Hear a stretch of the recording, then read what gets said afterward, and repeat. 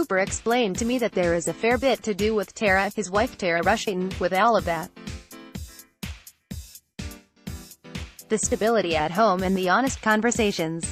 This legend status in the history of our game.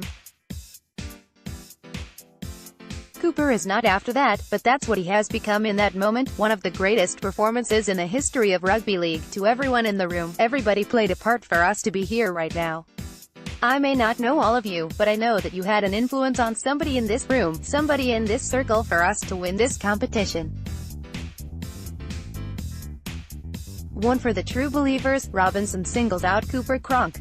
Credit. NRL photos. At the start of the year we decided we'd talk about home.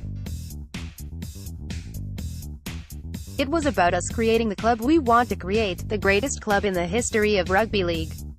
We love hanging around each other, and when times get tough and the noise starts when the tough games happen, you stand side by side and deliver. That's what our club is about, and that's why you dig deep in tough times. There was a light moment during the Robinson speech to his players. Jim and Nick Politis' mobile phone went off and he couldn't get it to shut it down.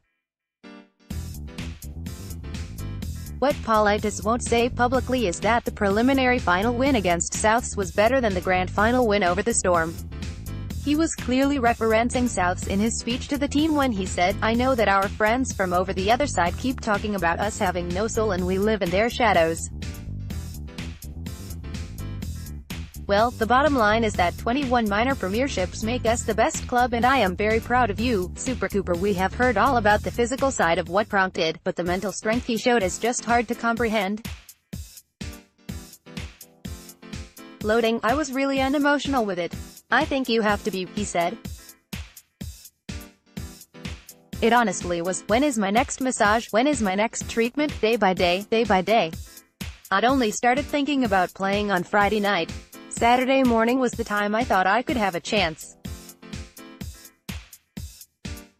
I suppose with all the subplots, the injury was a silver lining. He paid tribute to his wife. She has been pretty special the last 3 years. She was super special this week, he said. Sats all folks. Cronk was having none of the comparisons to John Sattler, who suffered a badly broken jaw in the 1970 Grand Final. Dealing with the mental anguish of taking an injury into a grand final makes Cronk's achievement greater. In this column's opinion, John Sattler has me covered, Cronk said. He was tough and uncompromising. I haven't made a dominant tackle in 15 years. I was just closing my eyes most of the time. Luke Live's large most impressive in the party stakes, according to Roosters players, was Clive Churchill medalist Luke Keary. Best on field, best off it, Latrell Mitchell said. A best souvenir of the grand final belongs to Dr. Craig Harris, the radiologist who helped Roosters Dr. Amir Ibrahim administer the painkillers to Cronk. He has the jumper that was cut off Cronk at halftime to speed up his painkillers.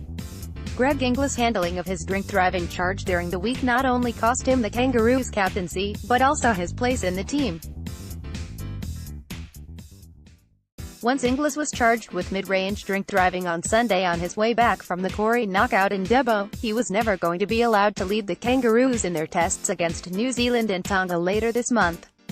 Loading. But the Rabbitohs star blew any chance he had of retaining his place in the team when he fronted the media the following day. If Inglis had voluntarily relinquished the captaincy and offered to devote his match payments of about $23,000 to a road safety program, it would have been almost impossible for the NRL to impose a heavier sanction. Everyone understood how much the Australian captaincy meant to Inglis, and any further penalty would have been seen as harsh and unnecessary. But inexplicably, Inglis refused to give any ground, insisting he still wanted to lead the Kangaroos. That meant the NRL had to come up with the punishment, leaving Chief Executive Todd Greenberg with little option but to stand him down from both matches. We can only imagine that Inglis was advised to take a hardline stance, and it proved to be the wrong approach. Poorly advised, the hard line taken by Greg Inglis exacerbated an already bad situation. Credit. Walter Peters. It capped a terrible fortnight for the Rabbitohs. The Sam Burgess video saga was a massive distraction and clearly affected Sam and some of his teammates as they bowed out of the finals. Then the club could only sit back and cringe as former Bunny Luke Keary not only won a premiership with the Roosters but took home the Clive Churchill Medal as the best player on the field. Judging by the Rabbitohs' stilted attack in the finals, they could have used Keary at the back end of the season.